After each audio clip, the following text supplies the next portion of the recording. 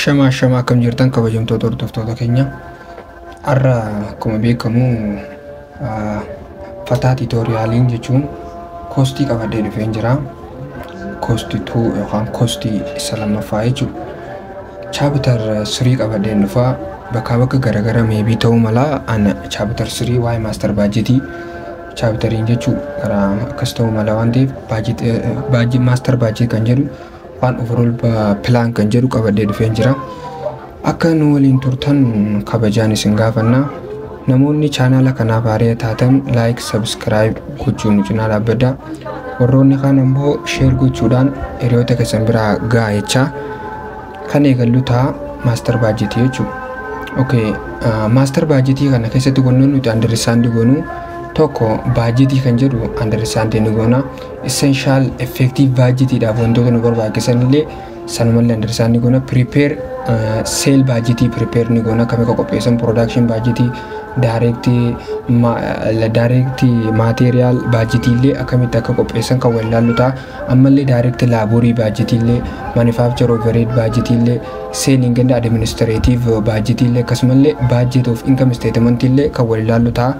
Prepare cash budget yookaan isa financial budget nu jala ramadamullee ammallee akkasuma budgeting balance sheet illee kamitti akka qopheessan kan wal ilaallu ta'a jechuudha.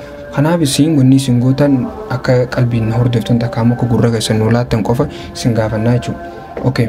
Budget jechuun maal jechuudha? Namni dura ilaallu yookaan budget jechuun written statement jechuudha. Statementii barreeffamee jiru tokko of management plan. Managementiin kaampaanii tokko pilaana godhatee kan lafa kaa'atee jiru for a specific future time period. Kana fuula duraa keessatti kan itti fayyadaman jechuudha. Bifa kamiitiin inni express kan maaliin ibsamu jechuudha? Financial terms bifa herreegaatiin kan ibsamu. Maal jennaan eessasan? Budgetii jechuudha. Budgetii jechuudha. Primary method budgetiin jechuudha wanni inni nu gargaaru primary method of communicating jechuudha. Tooftaalee nuti ittiin waloo keenyatti wal jidduu keenyatti ittiin communicate goonu ittiin dubbannu jechuudha. Through what? Objective through the organization or objective organization irratti jechuudha. Budgetiin jechuudha. Amma akkasumallee jechuudha promote efficiency godha jechuudha budgetiin jechuudha. Efficiency kaampaanii keenyallee ni guddisa jechuudha. Kana jechuun ni ibsallee jechuudha. Explain godhuu danda'a jechuudha. Ammallee control device jechuudha. Control device jechuun is based for performance evaluation on adapted. Budgetii adapt goonee hojiirra oolchine tokko jechuudha. Oolchine tokko akkam parfoo hangamta hojiirra oolmaa isaatillee kan ittiin evaluate goonu takka immoo control ittiin goonu jechuudha. Eenyu budgetiin jechuudha. Budgetiin kaampaanii keenya tokko keessatti waan nuti hojiirra oolchuu barbaannu karoora nuti lafa kaa'an perform ta'uusaa hojiirra ooluusaa tooftaa evaluate ittiin goonu keessaa tokko budgetii qabanne saniin jechuudha. Okay. Budgeting dan accounting waan jennu jira jechuudha. Accounting fi budgetii jechuun garaagarummaan isaa maali? Amma wanni nuti asitti ilaallee jechuudha. Kan nuti asitti ilaallee waa'ee budgetii jechuudha. Accounting jechuun immoo historical data jechuudha. Historical data on what? Revenue, cost, expense, help in formulating future budget. Data nuti jechuudha guyyaalee eega osoo hojjechaa jirru galmeessaa dhufne jechuudha. Kam revenue irratti cost yookaan baasii cost keenyaa ammallee expense keenyaa irratti future budgetii keessatti kan nuti fayyadamnu jechuudha. Isa san kan tooftaa nuti galmeessu maal jennaan accounting jennaan. Insiinsa maali accounting jechuudha.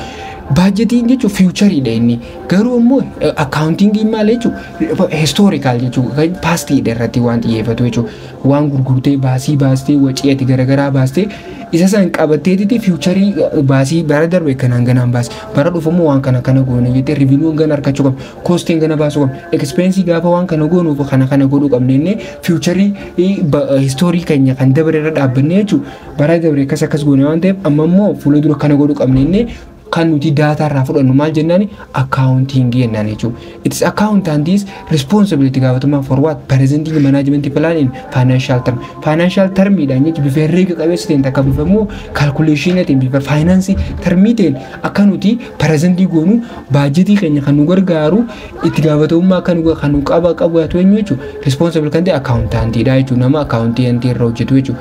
Budget and administration responsibility of management jechuudha. Ammoo budget keenya qabanne sanii fi budget qabanne san ammallee akkasuma jechuudha. Administration budget sanii san jechuudha. Budget qabanne san administrate goonee hojiirra tooftaan ittiin oolchuun itti gaafatamaa eenyutu jechuudha. Managementii malee accountantii miti jechuudha. Accountantii wanni present managementii budgeting presenting management budget goal in future term kanya responsible kan ta'e jechuudha accountant garuu budget qabanne san jechuun budget sanii fi budget san administration godhu ammallee administrator company san godhuun itti gaafatamummaa managementii jechuudha. Okay. Benefit qaba jechuudha. Budget jechuun bu'aa qaba benefit isaa laallu inni immoo inni tokkoffaarra jiru jechuudha level of all management plan of plan management keenyaa san kan nuti hundinuu laallanne jechuudha karoora management hundinuu laallatee isiisan irra dhaabbatee hojiirra oolchu kana jechuun plan of head jechuun kaampaanii san keessa warra hojjetu hundinuu baajeta qabame san hojiirra oolchuudhaaf hojjetaa jechuudha. Operate godhee waa hunda isaa irratti xiyyeeffatu waan karoorfame san lafa kaa'uun pilaana san jechuudha. Kanaaf pilaana keenya san jechuudha. Kaniif kaampaaniin keenya irratti hojjetu jechuudha. Baajetiin jechuudha. Provide define objective of evaluating performance. Performance kaampaanii keenyaa kanallee wanni nuti ittiin evaluate godhe maal baajetiidhaan jechuudha. Ammallee create an early warning system of potential problem. Yooniif jechuudha jalqabumaan jechuudha ganamaan jechuudha yoo warning yookaan problemiin jiraate warning ifaa diimaa nu kenna jechuudha bakka rakkoon jirtu nuti garsiisa potential waan san jechuudha maal kan akka furuu godha problemii san akka furuullee kan nu garsiisu jechuudha baajetaa jechuudha baajetama fakkeenyaaf bara kana keessatti amman gana baajeta qarshii gana qabadhee waan akkana kana keessa pilaana baafatee qarshii waan gana gurgurreetee yoo kan lafa kaayyate karoora kee kana jechuun all level managementiin hundinuu kanaan hojiirra oolchee godhe hojiirra oolchee hojjetu kana keessatti jechuun waan ati jechuun galmaan hin geessin kalafa si hafe takka immoo bakka hanqinni jiruu fi ciminni jiru adda baasee waan bifa jechuun jalqaba gaafa hojii keessa galtu jechuun hojii kee keessa kasi garsoonyu baajeta keeti baajeta sanii jechuun. Budgetaa jechuudha. Problem isa immoo akka furuu nu gargaaraa jechuudha. Facilitate coordinating activity within organization. Organization keessa jiru hojiilee organization keessa jiru hunde organize akka coordinate kan godhu jechuudha budget jechuudha. Ammallee management awareness illee ni kan jechuudha. Management keenya irratti akka hubannoo waan hojjennu san irratti akka baay'ee hubannoo fi bifa jechuudha of eeggannaa qabaatuun akka all operation kaampaanii san keessatti hojjetamu hundesaa akka awareness nu godhaa jechuudha. Maal budgeting ammallee motivate nu godhe jechuudha personal namoota achi keessa jirullee jechuudha motivate godhe jechuudha organization meet plan objective akka plan objective organization keenya galmaan geenyu kan jajjabeessu nu hokaasu maal jennaan baajetiidha jechuudha wannoonni kunniin jechuudha isaan kan wannoonni kun benefitii baajetiiti jechuudha. Gaafa jechuun baajetii keenya kana hojiirra oolchinu jechuun takammoo baajetii kana karoorsinee takammoo baajetii keenya kana state goonee karoorfannee lafa kaayyennu wantoota essential ta'anii jira. Tilmaama keessa wantoota galchuu qabnu jira jechuudha. Tokko depending on what sound of organizational structure irratti ta'uu qaba. With what authority responsibility all phase operation clearly defined. Depend marati organizational sound kanna organizational structure in caasaa organization keenya hundinuu irra walii galee ta'uu qaba. Maal authority responsibility jirtu hundee jechuudha. Kana jechuun organization keenya kana keessa jechuudha caasaan atis gaheen isaa kan authority isaa kan responsibility isaa kan inni clearly defined ta'e budget irratti ibsamuu qaba jechuudha. Wantoonni kun maal wantoota gaafa budget keenya kana hojiirra budget keenya karoorsinu jechuudha budget keenya daleen hojiirra oolchuu qabnu keessaa takammoo bu'uura ta'e consider tilmaama keessa galchuu qabnu keessaa jechuudha. It is based on research and analysis with realistic goal. Amma budgetii gaafa hojjennu jechuudha researchidhaan bifa qorannoo fi bifa xiinxala guddaa qabaatuun bifa qabatama realistic goalii lafarra qabatamaa jiru wajjin wal qabateen ta'uu qaba jechuudha. Ammallee accept managementiin sadarkaa jiru first managementis middle illee ta'u lower illee managementii top managementii illee ta'u hundi isaanii jechuudha. Lower middle fi first dhaan illee jechuudha isaan hundinuu irra walii galuu qaban jechuudha baajetiin kun jechuudha osoo jiru jechuudha wannoonni kun jechuudha essential jechuudha kan consider wannoonni consideration tilmaama keessa galchuu qabnu jechuudha jalqaba gaafa effective baajetii kan baasnu jechuudha. Okay baajetiin amma baajetii gisee qabannu jechuudha hammam takkaaf leengisii yeroo baajeta keenya hammam takka kan jiru kan laalle jechuudha leengisii isaa kan laallu ta'a jechuudha dammatti aan jechuudha baajet may be prepared for any period of time period hanga barbaanneef baajetii keenya kana qopheeffachuu dandeenya most yeroo irra hedduu garuu waggootaa fi waggoota tokkoof hin fayyadee jechuudha waggoota takka keessatti irra baay'ee jechuudha enda simplementii guutummaa ammallee baatiilee illee ta'uu danda'a garuu kurmaana illee fayyadamuu dandeenya kwartarlii kan jennuun kurmaana baajeta fayyadamuu dandeenya jechuudha fuula dura ni ilaalla akkamitti kan moonziliin qophaa'u jira kan kwartarlii kan waan yiriin qophaa'u itti as keessa ni jira waan ta'eef fuula dura kan wal ilaallu ta'a jechuudha ammallee baajetis maybe cover different time of period garagaraatillee cover godhuu danda'a fakkeenyaaf baajetii keenya asuma walii gala wanne sirriitti hubachuu qabnu baajetii for any period of time dha baajetii qabaatu inni fedhu baatii lamaaf fedhu ji'a tokkoof fedhu amata lamaaf fedhu jechuun waggooyyoo kaampaanii keenya san waggaa 5 baajetii kaniif evaluate godhu ta'a baajetii qabatu taate waggoota 5 kana keessa baajetii jee qabachuu danda'a yeroo fanaaf garuu irra caalatti waggaa jechuudha waggaa bara 2000 ta'uu danda'a 2000 takka akkas jedhanii jechuudha waggaatti qopheeffachuu danda'a yookaan ammoo baajetii sadiif kana lama monthly kan jennu baajetii baatii ta'uu danda'a quarterly kan jennu jechuudha kurmaana kan jennu sana afaan Oromootti jechuudha isaan kurmaana kan jechuun kurmaana tokkoffaa kurmaana lamaffaa kurmaana sadaffaa kurmaana afuraffaa waan jennu jira jechuudha fakkeenyaaf January February March baatii jennu isaan jalqaba sadiitti baatiilee kurnan waggaa jirtu kana jechuudha baatiilee isaan kana hunda bakka afuritti adda baasne jechuudha abakka 12 giseenii fi afurii bira 3 ta'u baatiileen 3 jalqaba kurmaana tokkoffaa kwarta first quarter jenna baatiileen lamaan itti maxarashaa irra kan jiru fourth quarter akkasitti adda baasuu dandeenya 3 yookaan monthly ta'uu danda'a akkuma fedhetti illee baajetii qopheeffachuu dandeenya jechuudha long is enough to provide as attainable goal yoo xiqqishoo achi dheerate jechuudha attainable goalii keetiif jechuudha xiqqishoo faa provide si dhiyeessuu dandeessa jechuudha ammallee minimize circular seasonal or cyclical fluctuation amma jechuun yoo xiqqishoo jechuudha baatii irra hara kurmaana irraa xiqqishoo machisiiste waggaa xiqqishoo waggaa lamatti akkasitti xiqqishoo yoo ni xiqqishoo kabaajinni kan yeroo isaa kan dheeratu taate ammallee attainable goalii keenyaaf jechuudha baay'ee akka nuti jirru hojjennu gargaara ammallee jijjiirama inflation ta'uu danda'a sosochii baajetii waan takka fluctuation nu dhufuu danda'u illee minimize itti godhuu dandeenya jechuudha it short is reliable estimate godhuudhaaf ammoo godhu tilmaamuudhaaf shortii barbaachisaadha jechuudha yooni kana jechuudha baajetii yeroo gabaabaa murteessa jechuudha maal waan takka estimate maaliif fuula dura waan dhufu waan hin beekneef garuu baajetii yoo xiqqeessite waan takka estimate forecast godhuudhaaf kan si gargaaru yoo shortii ta'edha jechuudha amma baajetiin processii je amma kan laallutti itti aanee jechuudha base budget goal on past performance baajetii gaafaanii fi karoora olchuu deemnu jechuudha baajetii gaafa qopheessuu deemnu wanni nuti irratti xiyyeeffannu gisee hedduu accountantii maal nu dhiyeessa past historical data past nu dhiyeessa waan ta'eef past performance irra dhaabbanneeti baajetii baafne jechuudha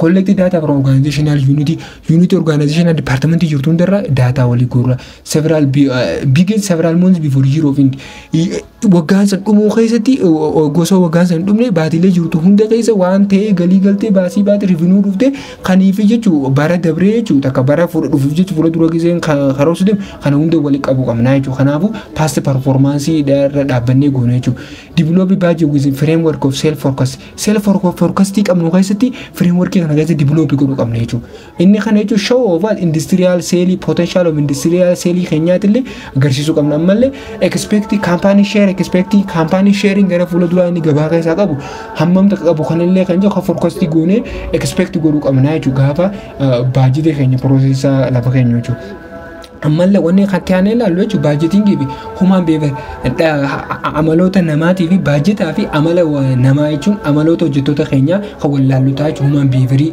jiru jechuudha. Akana jechuun participative budgetii jenna baajetii gaafa qopheessinu jechuudha each level management sadarkaan jiru hundinuu should be invited to participate baajetii keenya san keessatti jechuudha maal qopheessuu san keessatti plan gaafa goonuu jechuudha ante hirmaachuu qaban jechuudha.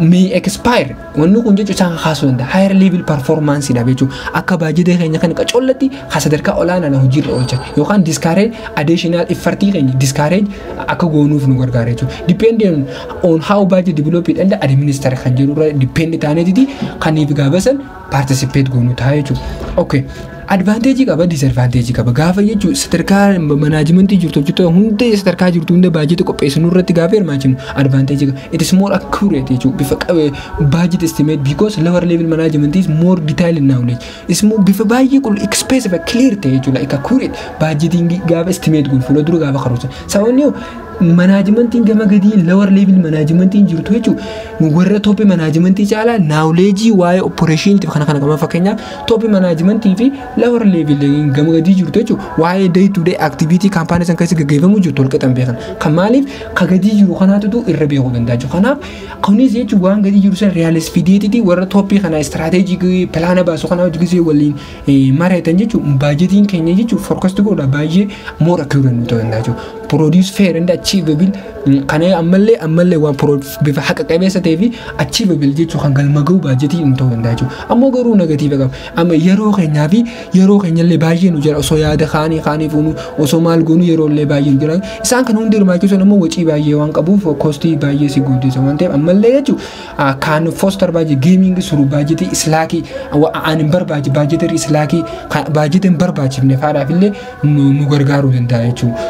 Kan nu saaxiluu danda'a jechuudha. Kanaafuu disadvantage isaati jechuudha. Okay, follow budgeting jechuudha. Tooftaan immoo budgeting participate budgeting tooftaa kanaan participate nama fakkeenya presidenting jechuudha. Vice president of production layer maakisa amma department management jira department manager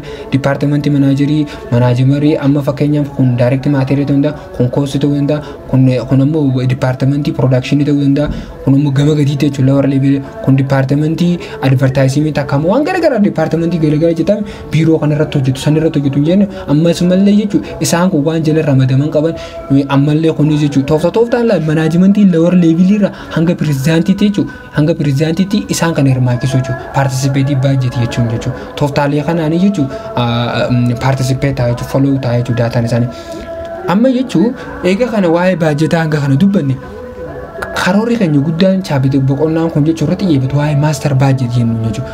Master budget jechuun maal jechuudha? Waa'ee budget hanga sayyoo dibbanna kan laalu ta'a jechuudha. Master budget jechuun total budget package jechuudha. Package budget organizationii keenya kan walii gala jechuudha. Budget amma fakkeenyaaf budget hojjettoota qaban, budget direct material bituufan, budget production qaban, budget wajii garagaraa kaampaanii keessatti oomishan wajii baafnu waliin fi fuula dura immoo galii argan wajii budget baasnaa wanta jechuudha. Karoora baasnaa karoora keenya san budget keenya san hunda isaa kan walii gala wal keessa qabateef keessa qabu maal jennaani master budget jennaan jechuudha. Master budgetiin amma akkasumallee flexible budget jennee chapter itti aanu keessatti yeroo itti aanu keessatti ilaalla jechuudha. Flexible budget amma ammoo master budget la. Itti kana jechuun it is the end product consist jechuudha. Inni end product consist all individual budget for each product organization and aggregate into one overall budget for entire organization. End product consist all individual budget tokko in production kan umasara tolkamu for each organization kan keessa tokko department organization kan aggregate wali kan qabamu jechuudha. Into one overall budget wali qabama takkamu keessaan kan hunda wal keessa qabatu in entire organization kan san guutuu jechuudha. Budget tokko individual budget jechuudha. Tokko department keenya hunda isaa kan even indi product hanga product keenya kan it is indi product consist hanga production eegalee binnee hanga production gurguruutti jechuudha. Budget qabannee karoora irra qabannee san hunda isaa tokko department hunda qabatan wali qabatu kaampaanii sanii master budget jennaan jechuudha. Master budget kana bakka lamatti qooduu dandeenya jechuudha. Itti component of master budget jennee bakka lamatti qoodne. Inni tokkoffaa operation budget jechuudha. Inni tokkoffaa operation budget. Inni lammaffaa financial budget jechuudha. Operation budget jechuun operate jechuudha. Kan nuti guyyaa keenya irratti jechuudha. Operation budget baafnu budget lafa kana. Inni kaan immoo financial budget. Finance jechuun bakka finance takammoo maallaqa bakka irraa argata. Kaampaaniin kun finance ittiif godhu budget san jechuudha. Amma operation budget maal keessaa qaba? Sale budget keessaa qaba. Budget sale gurguru purchase budget cost of goods sold budget operation expense budget inni kun jechuudha isaan kun jechuudha dhumarran ilaalla jechuudha production budget maxarashaar maaliin report goone jechuudha income statement irra garsiifnaa jechuudha inni kun present kan preparation dhuma isaa result isaa maal irratti ilaaluu dandeenya income statement irratti jechuudha maal eenyu jechuudha production budget jechuudha. Okay, financial budget immoo balance sheet irratti indi dhuma isaa ilaaluu dandeenya. Inni financial budget inni 5 keessaa qabata expenditure budget, cash budget of keessaa qabata jechuudha. Inni amma balance sheet budget irratti ilaaluu dandeenya jechuudha. Okay, no amma preparing budget gisee gaafa budget tokko qopheessinu tooftaalee kan hordofuun dirqama jechuudha. Kanaasii ol jiru jechuudha ilaalama operation budget financial budget si bidee jechuudha. Jalqaba dura qophaa'uun ilaalla jechuudha. Sale budget inni lammaffaan production budget dabarraa jechuudha. Production budget qopheessan. Production budget bakka inni kun production budget jechuudha. Production budget irra dhaabbilaa lama jalqaba production budget dalaguudhaaf sale budget dalagu qabna. Sale budget irra dhaabbanne production budget dalagu. Production budget immoo waasadiin kana gargaara. Inni kunis durso direct labor material budget, direct labor budget fi manufacture overhead budget dalaguu keenyaan dura production budget dalagu. Production budget keenya irra dhaabbanneeti direct material dalina ammallee direct labor dalina ammallee manufacture overhead dalina jechuudha. Isaan kan irra dhaabbannee egaa isaan sadeen kan hojjenne booda selling and administrative budget dalina jechuudha. Selling and administrative budget booda budget income statement dha. Isa kana achirratti present goone garsiifne income statement irra present goone. San booda income statement present booda capital expenditure qopheessina, cash budget qopheessina, san booda immoo budget balance sheet qopheessine financial budget keenya balance sheet irratti xumuruu dandeenya jechuudha. Tokko isaanii ilaalame sale budget kami qopheessan production hamma balance sheet itti kan wal ilaalu ta'a jechuudha. Okay, fakkeenyota hojii fakkeenya bifa fakkeenya qabuun illustration qabuun sale budget production budget direct purchase budget isa jalqaba jechuudha. Sadeen azuruu kan jalqaba irra jiru kana haalaan jechuudha. Tokko sale budget akkamii qopheessan kan jiru. Factor consider sale forecasting keenya keessa wantoota nuti consider godhuu qabnu tokko general economic condition generally biyya keenya ilaalla. Industry haala industry daldala industry amma jiru ni ilaalla. Market qorannoo waa'ee gabaa takka market irra jirtu research market hammam takka qorannoo jira kan jiru ilaalla. Ammallee advertisement promotion keessatti akkamitti akka hirmaanna kan jedhullee sale go for consider forecast godhuu qabna. Tilmaama keessa galchuu qabna. Market share keenya jechuun kan bara dabre keessa turre previous market share nuti keessa turres fi haala gabaa yeroo dabre previous keessa turres forecast godhuu yaaduu qabna, consider godhuu qabna. Haala gabaa jijjiirama price hangam takka jijjiiramuu danda'a kan jiru fullee jechuun ammallee teknooloojii illee fuula dura maal ta'uu danda'a kan jedhullee consider godhuu qabna jechuudha. Gaafa sale budget baafnu jechuudha. Sale budget first budget for prepared jechuudha. First jalqaba kan prepared ta'u eenyu jechuudha. First sale budget dha jechuudha. Inni immoo maalirraa dhufa forecasting irraa dhufu drive goone jechuudha. Sale budget gaafa goone kaampaaniin forecast kan fuula dura akkana selling ganaan godhuu danda'a jee forecast godhee lafa kaa'u sanirraa drive goone sanirraa dalan jechuudha. Every other budget depend on sale budget namaan booda jiru hanga jalqaba irraa sale irraa ka'ee hanga dhuma balance sheet jalqaba kan bu'uura kan irraa jalqabni isaa eegalan isaa maalirra sale jechuudha. Isaa kanarraa dala sale budget irraa dalagame jechuudha. Sale budget is influenced wantoota armaan gadii kanaan influence ta'uu danda'a. General economic condition illee pricing decision ammallee warroota action warra siin dorgoman illee industry condition marketing program jiru garaagaraan illee dhibbaa irra dhufuu danda'a. Kanaafuu wanta influence ta'uu danda'a jechuudha. Budget inje keenya jechuudha. Okay, amma fakkeenya ilaallu meesh fakkeenyaaf sirriitti bifa fakkeenya qabuun ilaaluuf ni yaalla jechuudha. To develop accurate sale forecast firms employ many experts to assist sale forecast. Expertota jechuun namoota beekumsa qaban hedduu firmiin keenya jechuun kaampaaniin keenya san ni qaxaree takka immoo employ ni godhe jechuudha. Isaan san maal jechuudha akka fuula dura namoota dandeettii waa raaguu qaban namoota beekumsa fuula dura raaguu danda'an waa'ee baajetii takka immoo gabaa fuula dura jirtu irratti waa raaguu dandeettii waa raaguu irra qaban saniidhaan qophaa'aa jechuudha develop godha. Forecast sale forecast prediction of sale under given condition wayii tokko jalatti predict kan inni tilmaamu prepared by what inni maal inni akkamitti qophaa'uu danda'a multiply ni budget expect unit of sale volume saleetii fuula dura jechuun unit hamma expect ta'u san for each product time tokko product time nuti oomishnu san anticipate unit of selling unit sale gurguruu wajjin jechuudha. Ma fakkeenyaaf kun formulaan asitti baay'ee isin galuu danda'a. Budget sale jechuun budget sale unit ilaalama fakkeenyaaf budget gisee qopheessinu maal jennee fadhu waggaa jennee fadhu quarter jennee fadhu immoo baatiin jennee qopheessuu dandeenyaan okay. Araba bara 2024 amma yeroon kuni bara 2024 jechuudha. Bara 2025 yooma takka bara 2025 yookaan bara 2024 kurmaana tokkoffaa kurmaana lammaffaa kurmaana sadaffaa kurmaana afuraffaa inni qopheessanii jechuudha.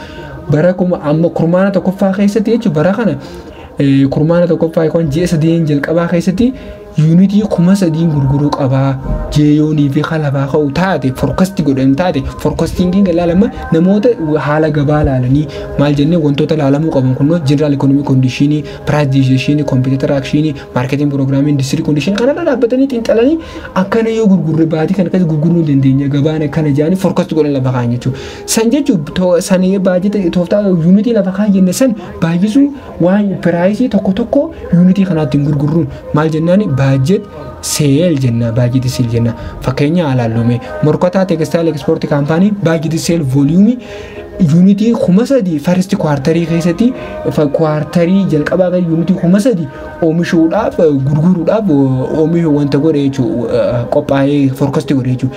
It unit succeeding quarter for 2020 budget year ending budget year of ending December 31 and the first two quarter of 2021. tokko kwartarii itti aanu keessatti jechuudha dhibba shan dabaluudhaaf karoorfatan jechuudha. Kwartarii jalqabaa kwartarii itti aanu dhibba shan jechuudha.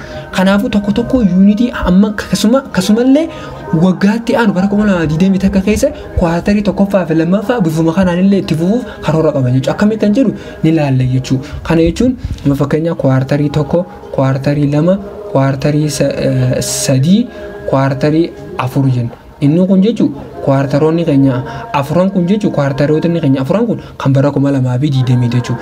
Bara 2020 takka immoo garuu kwartarii takkaa fi lama jechuudha. Kwartarii takkaa fi kwartarii lama jechuudha. Kana jechuun kwartarii jalqabaa meeqa jechuudha? Kuma unity kuma sadii qopheessanii jechuudha.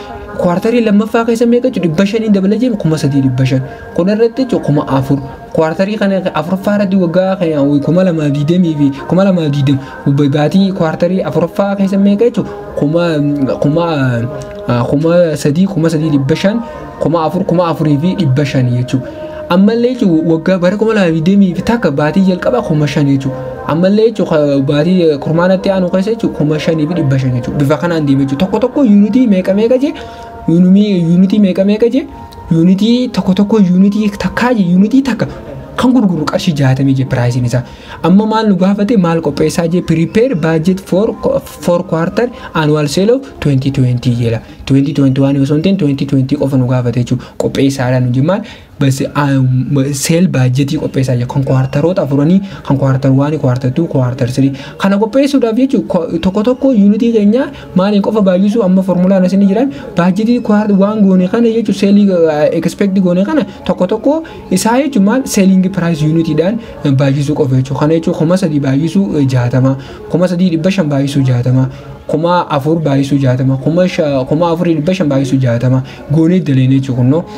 Budgetii jechuun mala for December kana jechuun kwartarii afur qabna baatiilee jirtu jechuudha 12 yoonii fi sadii ta'e qoqqoodne jechuudha. Kurmaana afurtaa kurmaana tokkoffaa kurmaana lamaffaa kurmaana sadaffaa inni kun tokko isaanii kun waggaa keessatti jechuudha. Kurmaana meeqa jechuudha unity meeqa expect godhan unity kuma 15 jechuudha. Tokko kuma sadii kattee aanu keessatti 500 dabalee jedhee kuma sadii 500 kuma afur 500 tokko unity keenya jechuudha. Tokko unity keenya selling price isaa meeqa jechuudha 60 jechuudha. Kun tokko isaanii baay'isanii jechuudha. Kanaafuu meeqa gisee waliin baay'isne kan kurmaana tokkoffaatti kun kuma 180 hundi isaanii ilaalee jira. Kana maxxarashaa irratti jechuudha meeqa total sale meeqa gurgurree jechuudha walii gala kuma 900 doolaara kuma 900 gurgurraa jechuudha. Kana jechuun sale budgetii keenya qopheessine jechuudha. Bifa baay'ee salphaa ta'een isinii gala jedhee yaada.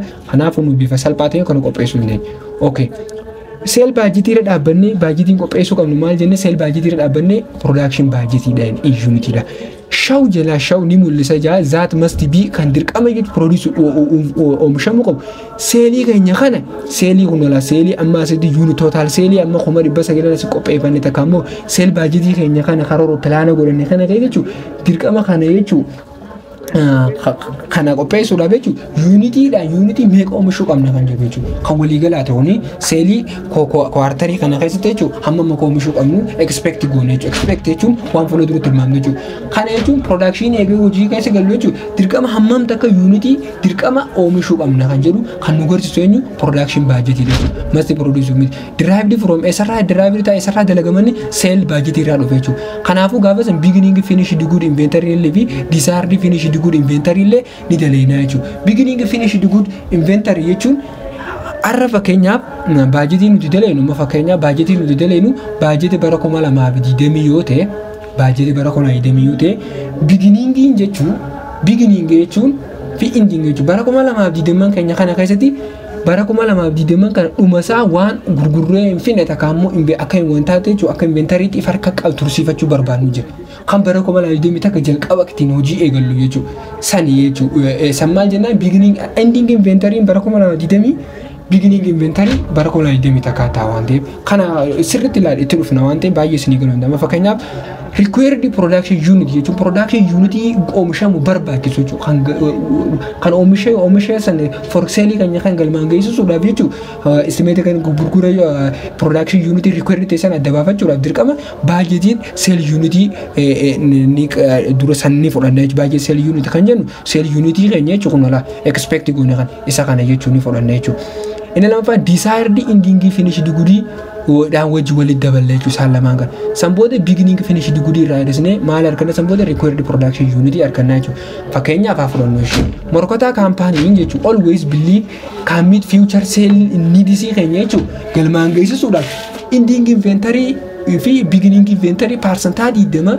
hambifachuu barbaada jechuudha mal next quarter dhufu hunda irratti jechuudha next quarter first next nami tokko next quarter dhaabe jechuudha firstiitiif next quarter irraa percentage deema ending inventory tursiifachuu barbaada jechuudha akkami kan jedhu ni ilaalama fakkeenyaaf budget plan maal budget plan jechuudha kammoo budget sale irraa leeleeneemi kunno isa kana fudhanne jechuudha sale irraa isa kana fudhanne jechuudha sale irraa isa kana fudhanne jechuudha kaniif jechuudha expect unit sale keenya fudhanne jechuudha expect unit sale keenya ending inventory keenya je percentage deema next quarter irraa fudhanna amma fakkeenyaaf kwartaroota afuran jiru amma reefun tana maal jenne akka baay'ee sinii galu jechuudha kwartaroota meeqa je hanga bara 2020 akka baatii farisitu kwartarii ta'eemi kunnooti kunalaalan kwartarii inni as jiru jechuudha bara 2020 jechuudha bara 2020 jechuudha 2020 jechuudha garuu inni lamaan kwartarii qaisela qalama ishee kararii diimaa qabdu kun jechuudha hanga bara 2020 akka jechuudha okay amma quarter unit nuti jechuudha sale gono each quarter kan kuma sadii enne kuma sadii dhibba shan kuma shan reefu jalqaba irratti isin agarsiisuuf yaaleen jira jechuudha asirratti akkamitti akka dalagamu jechuudha okay desired ending finish good inventory kan percentage deema bifachuu barbaadan first quarter dhaaf next quarter percentage deema kan jechuudha percentage deema unola kana itti dhiistaniituma kwartarii jalqabaatiif ishee kana isa kana itti dhiistaniituma kwartarii jalqabaatiif kuma sadii dhibba shan baay'isuu duwwaatu qaalame yookaan percentage deemi meeqa ta'a jechuudha kwartarii jalqabaatiif endingii meeqa desired endingii meeqa jechuudha 700 isa kana lammaffaatiifis ka sadaffaa next kwartarii isaatii percentage deema baay'istanii jechuudha kuma afur baay'isuu percentage deema kwartarii isa sadaffaatiifis maal jechuudha budget meeqa jechuudha afur dhibba shan baay'isuu percentage deema jechuudha kwartarii isaa afuraffaatiif bara 2020 akka first quarter kuma shanan keenya kana baay'isuu percentage deema meeqa ta'e jechuudha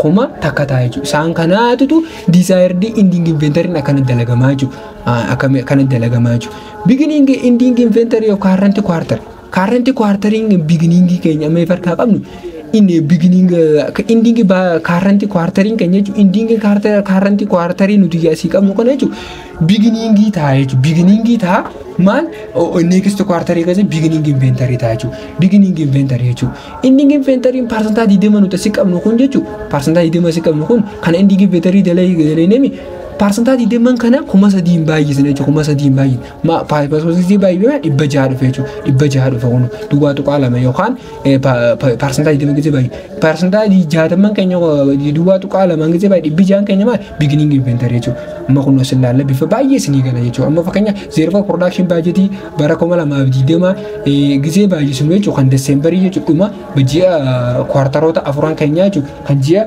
bara 2020 kwartaroota afuran keessa qabate bara 2020 gizeela tokko kwartaroota jechuudha first quarter irra sale irraa dalinee expect unit of sale jennee lafa khajjana kuma sadii dhibba shan kuma afur dhibba shan jechuudha okay inni formulicha kan daganne beginning budget unit sale ideu desire ending finish good unit okay desire finish good unit kan jedelaguudhaaf percentage meeqa je ending inventory percentage deema next quarter jennee kunno percentage kana percentage deema baay'is beginning inventory lafa keessa jechuudha qaxee aanu kana kuma afuran keenya kana jechuudha percentage deema baay'inne second quarter keenya kasardii irra jiru kan jechuudha kasalaan kafaristi tuma distan ending inventory dalaguudhaaf first quarter maal jeesirratti next jechaa jira next quarter se budget sale volume dha kafarisiitiif dalayda next dhaatu dhufa waan ta'eef first dhaaf jechuudha next dalayne jechuudha duwwaatu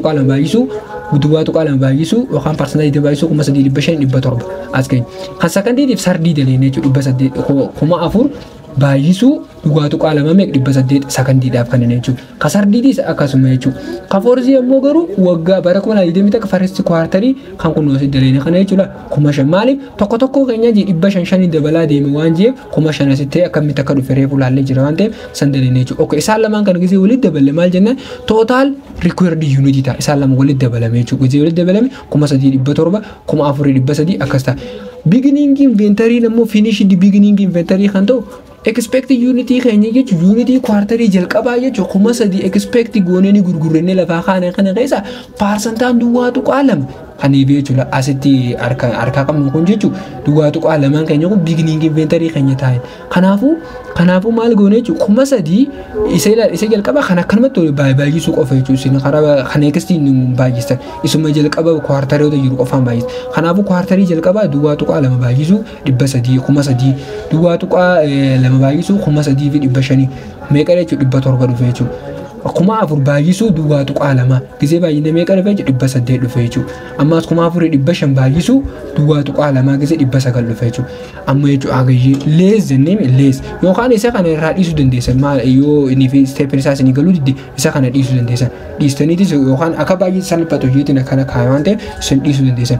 3,000 ida'uu 700 irrisuu 600 meeqa jechuudha 3,000 fi 100 akka ta'a yookaan ammoo 3,700 irrisuu kana nama walitti hidhaatanii kan yoo irraa irristan meeqa dhufa 100 gisee irraa 3,700 akka toora lamaan inni dhufe jechuudha. Asirra wanni beekuu qabdan desired finished good fi beginning inventory keenya beginning finished good inventory keenya garaagarummaa qaba. Desired finished good gisee jennu next quarter dha baay'isne jechuudha. Garuu beginning inventory keenya jechuudha unituma sale lamaan unituma sale baay'isne garuu beginning finished good unity dalaguudhaaf kwartarootuma jiru kan eegsistii osoo hin ta'in kwartar waanidhaaf hin dalagu jiraan kanuma kwartar waanitiin baay'isee jechuudha.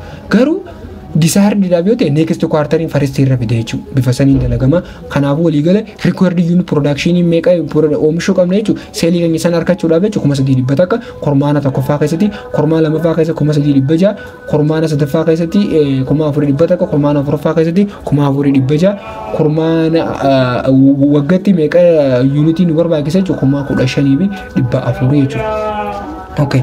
Inni itti aanu direct material purchase budget jechuudha. Direct material purchase budget jechuudha. Direct material purchase budgetiin keenya shaw maal nu garsa quantity hamma oomishuu qabnu ammallee cost jechuudha. Direct material to be produced cost direct material oomishamuu san jechuudha.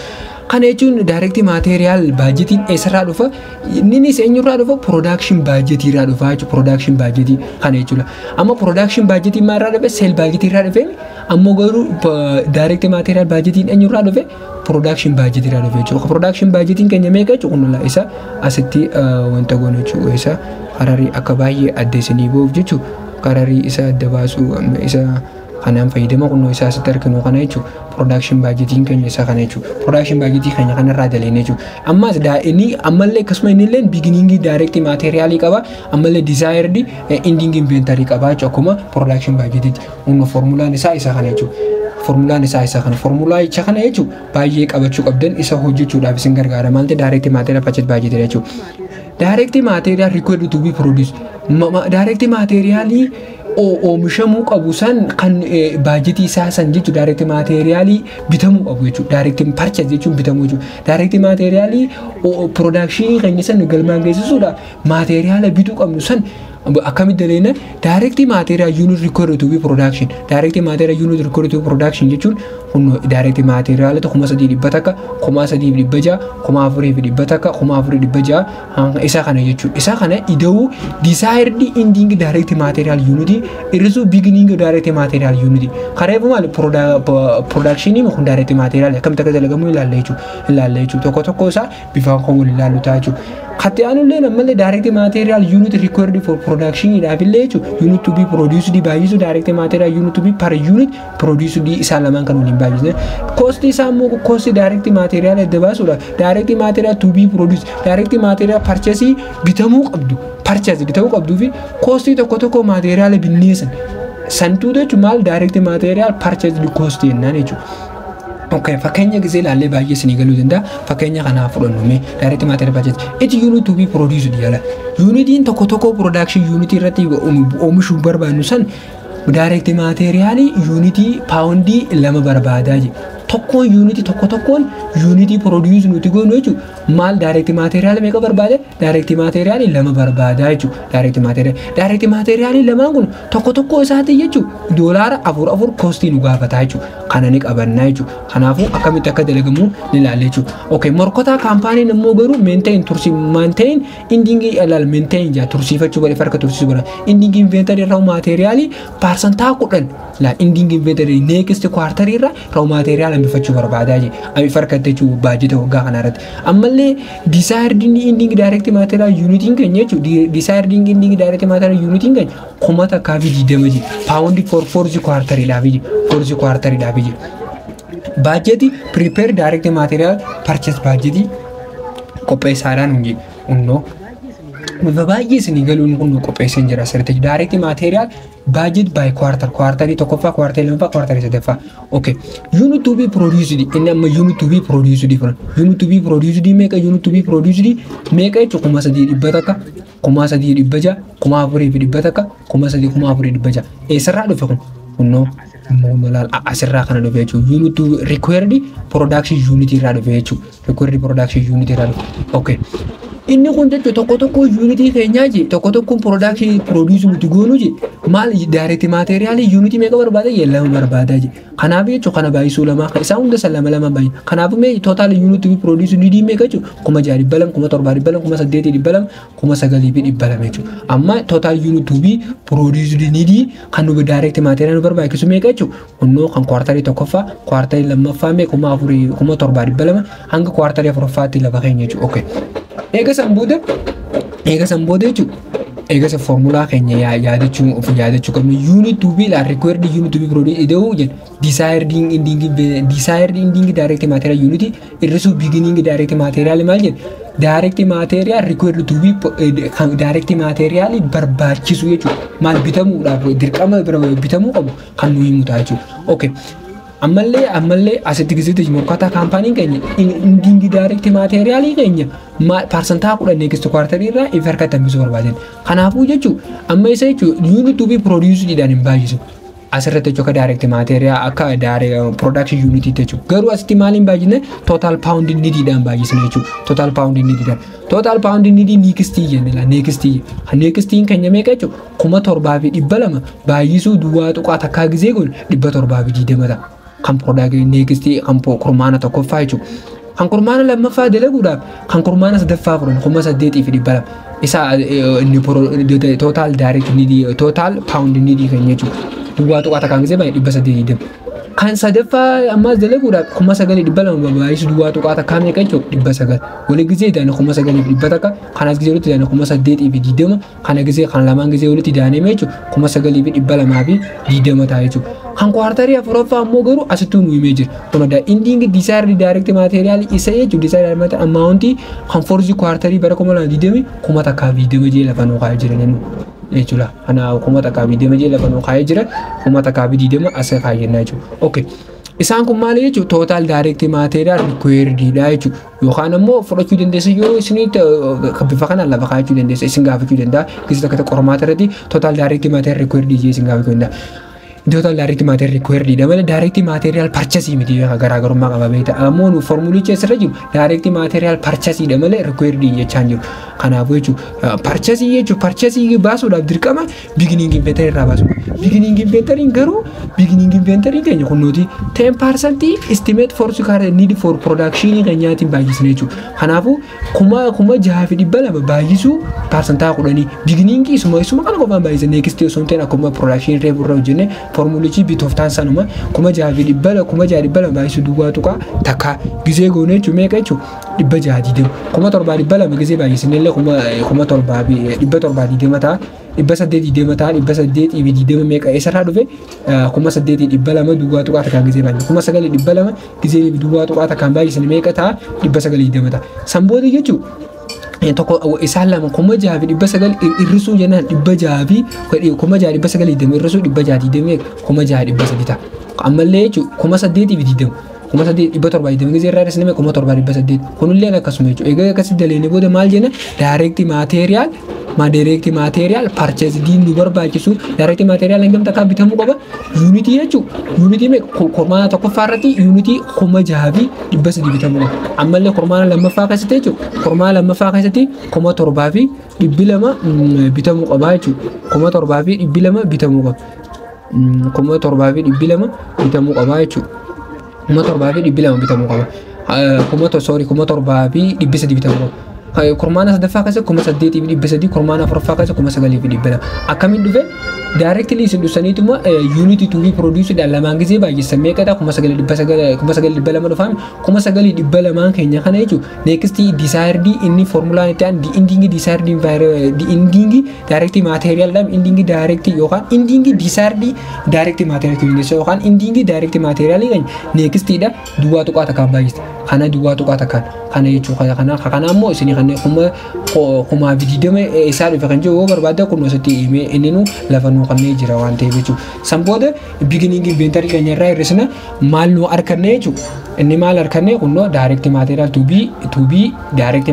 to be required to be purchased arkanne jechuudha direct material cost dalaguudhaaf ammoo direct material cost dalaguudhaaf unity bituu qabnu san unity meeqa bituu qabnu unity kuma jaadibba sadii unity kuma jaadibba sadii tokko isaa meeqaan baay'isuu qabna qarshii afuriin bituu qabnu doolaara afuriin bituu qabu bitamuu qabaa jechuudha doolaara afuriin gisee baay'iste meeqa jechuudha total cost la gatii waliigala cost nuti direct material bituudhaaf itti baafne meeqa jechuudha kan kormaana tokkoffaa afuriin gisee baay'iste meeqa jechuudha kuma 25 fi dhibba lama kan lammaffaa kuma 29 dhibba lama hunda isaa waliigala jechuudha direct material cost nuti baafne jechuudha kuma dhibba tokkoo fi 24 fi dhibba saddeet baafnaa jechuudha bara kuma lamaa fi 20 keessa jechuudha direct material budget cost jechuudha kana jechuudha kanaaf kun asii duuba gisee deebitanii ilaaltan direct material unit to be recorded production unit to be produced baay'isu direct material unit direct material per unit jala tokko unit to be produced dhaan baay'isuu qabdanii je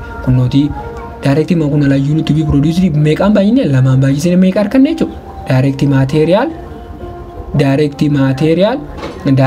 material unit recorded to be production kanya kana jechuudha direct material unit to be production isa azuru kana jechuudha isa kame jechuudha inni azuru kun isa kana jechuudha isa kana arkachuudhaaf unit to be produced kana nuti jechuudha asitti arkanne kana jechuudha nuti asitti arkanne kana baay'isuu unitiin tokko hammam takka fudhataa jechuudha direct material kan jiru meeqa jeene sirra kun kan nama keessatti 2 pound fudhateen saniin baay'isne jechuudha egaa saniin baay'isne booda wanni nuti arkannu sammaal direct material unit to be produced direct material unit to be egaa arkanne direct material unit to be produced kan kana duwwaa tuqaa takka neeqsu kwartarii isaatiin baay'inu beginning egaa sammoo beginning inventory immoo direct material keenyu kan kanuma asitti arkanne kana jechuudha kanuma asitti arka duwwaa tuqaa kalamaan baay'inne arkanne san duwwaa tuqaa takka baay'inne keenyu egaa walirraa irrasne booda meeqa arkan maal arkanne jechuudha direct material purchase egaa costing gisee baay'isne jechuudha kunno total cost arkachuu dandeenya jechuudha okay arraaf kanuma asitti nu goutaa yeroo itti aanu ammoo jechuudha direct labor cost